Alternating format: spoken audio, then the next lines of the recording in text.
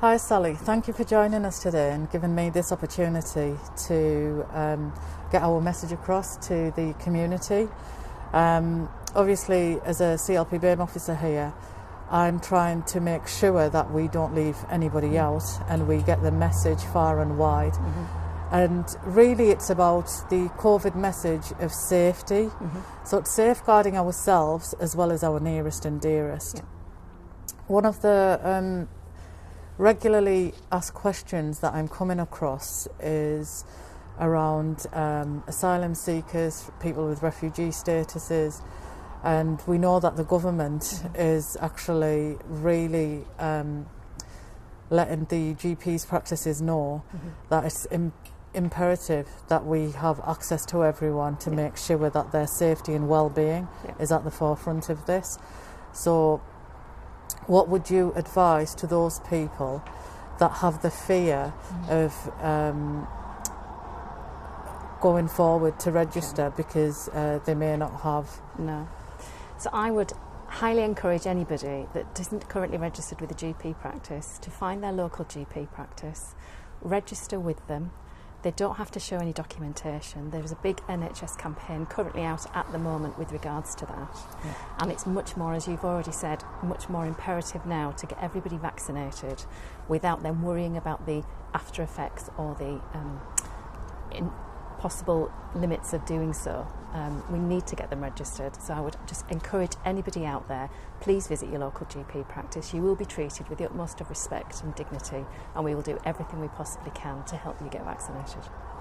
That's great. So if anybody knows anybody that is unlawfully living here for whatever their reason is, or they're waiting for an outcome and they feel they can't approach any authority because of that fear of being deported, we just want to reassure every public member of the community that your safety is paramount to us. So we would like you to come forward. You can contact me at Darlington Borough Council. I'm Cllr Sanja Ali, and we will make sure that you are registered with the right GP practice closest to you.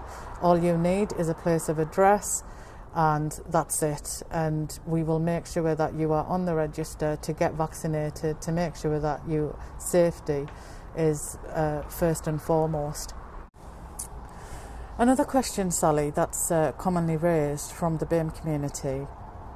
Obviously, I've been working very closely with Professor Ahmed Fouat, and we've been doing some great works there, and we know that there's still ongoing medical research happening around the vitamin D deficiency in BAME community.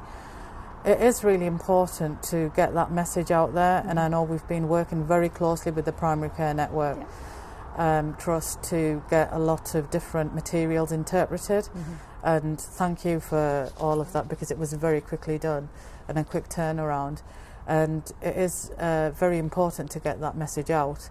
And where does that lie now with what we're seeing around that?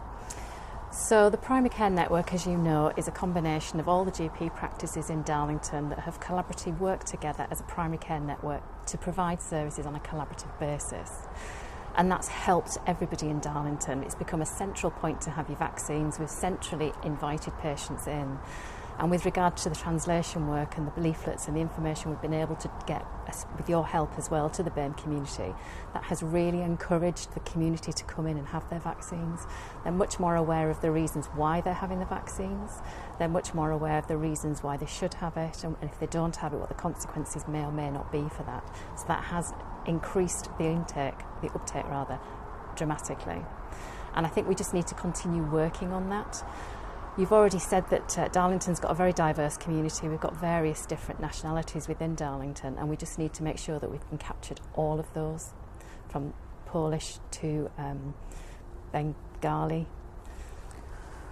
We have a large ethnic minority community here. One of the key things I think we need to touch on is we need to stamp out any conspiracy theories that stop people from approaching us to help them get vaccinated. And quite a few families actually, our neighbouring areas, Newcastle, Southfields, Gateshead, Sunderland, We have lost some of our nearest and dearest through this pandemic, from the early 40s all the way up into over the pension age. But the earlier deaths in the 40s, they've really been thought-provoking. And because of how somebody's had COVID and then so quickly they've deteriorated, and then unfortunately we've lost our loved ones, I just really want to make everybody aware how important it is that we only look at the facts that we have, medically scientific facts that have been given by our medical professionals, and not listen to hearsay or things that are the conspiracy theories. Because at the end of the day, this is about our safety and well-being for our most loved ones, our nearest and dearest, up and down the country. And it's really important that we get the right information. And if anybody has any questions, if they approach us, that we can get them in a conversation. There's technology now, even if someone's not digitally savvy, they feel digitally excluded, we can make the preparations to arrange a phone call through a video or through a Zoom or Teams, for them just to have a conversation with a professional to ask anything that they have any worries about or concerns about. They can ask and get that factual information. I would absolutely encourage that, and I think if any patient's got any concerns at all, they need to contact their GP surgery or even ring the COVID booking helpline, because there are people there that would be able to help them as well. If we do need to use a translation, we've all got the ability to use translation services. There are no barriers there at all. So again, we would just encourage anybody with any questions to please just contact us. We'd much rather, as you would, get those myths put to bed, and let's get the vaccines sorted as soon as we can. And just one of the last ones is there's a huge conversation that I'm currently experiencing around pregnant women. Okay. What was your... So currently the guidance that we've been working alongside is that pregnant ladies, unless they've got a very severe underlying risk, such as a heart issue, they're not currently being vaccinated. So then they can be vaccinated within a certain time period, and apologies, I don't know what that is today, of them giving birth, they then can have the vaccine. But currently at this time, pregnant ladies, unless there is a significant health risk, are not being offered the vaccine at the moment. Okay, so if anybody needs that information, in our next leaflet that we do, we will make sure that we put in that time scale, so everybody's very clear about that. And they were the main concerns that have been raised. No, and I think they're very valid ones, and I think again it's just that reiteration. If you need some questions answering, ask the questions, we'll answer them and enable you to have your vaccine safely. Great.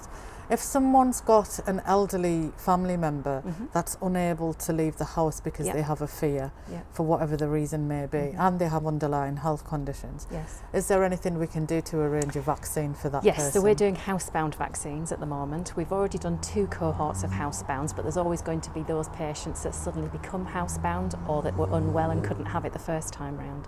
So again, I would ask them to contact their GP surgery or even give the COVID vaccination appointment line a ring and tell them that they're currently housebound. They will definitely put them on the list, and the next time we're doing housebound visits, they will be included in that.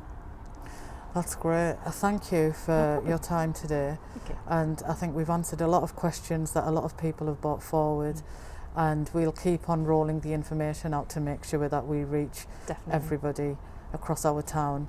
And let's make sure that they see the good works that we're doing here in the vaccine centre today that's opened in Darlington. Thank you. Thank you.